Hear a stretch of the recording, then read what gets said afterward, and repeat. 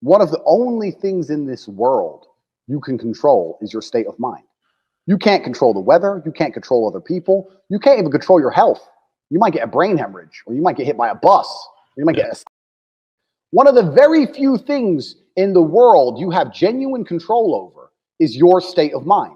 You decide if you're a disciplined person. You decide if you're a happy person. You decide if you're a depressed person. These are things that in real time you can affect in your brain. This is all you can control on earth. If you can't control that, then you're just a feather in the wind. And life's going to blow you around, and you might land somewhere good. You might land in dog shit. Nobody knows. So if you're going to be that kind of person, then you're at, like you said it perfectly, you have no will, then you're just at the whims of the earth. Who knows? You're going to watch something on TV, and they're going to tell you something, and you're going to believe it, and you're going to march and hold the sign, and blah, blah. You're going to be an idiot. Yeah. Your state of mind is what you should be able to control. If you can't wake up and say, today I'm making some money, and actually try your very, very best, and actually stay dedicated to that task. If you can't do that, does society want what's good for you? This is the thing. If you don't control yourself, society controls you.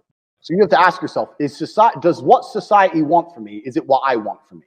Is what society is trying to teach me, is that going to be good for me? And the answer in 99% of cases is no. And they constantly will do anything it takes to stop you from waking up and focusing on yourself. They'll talk about race, they'll talk about politics, they'll talk about anything it is to distract you. They'll put Rihanna on the TV and she'll start singing, and they'll say, go to this concert. So you keep them distracted. You keep them distracted from themselves and how they feel and the reality of life long enough so that they just continue to work until they die. That's what all of this mainstream mindset is. That's what it all is. If you're one of them people who's trying to wake up and there's something itching in your brain and you just don't understand what's wrong and you're just don't feel quite right in life, it's because you're a bee in the beehive and you're trying to escape it. And the only way out is going to be through disciplined actions one way or another. You know, they do this with mainstream culture on purpose. They make absolute morons famous.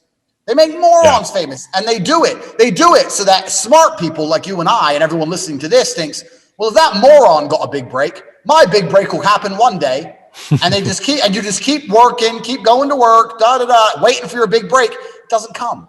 The only way to get out is through disciplined action. So you need to become extremely disciplined with yourself as an individual if you care about escaping the beehive. If you don't care about escaping, then that's completely up to you. But discipline's a key component. There's no other way out. There is no other way out. That is it. It's something you have to do, and you're going to have to do things you don't want to do on time every single day, or you're going to suffer the consequence. And that's how life works.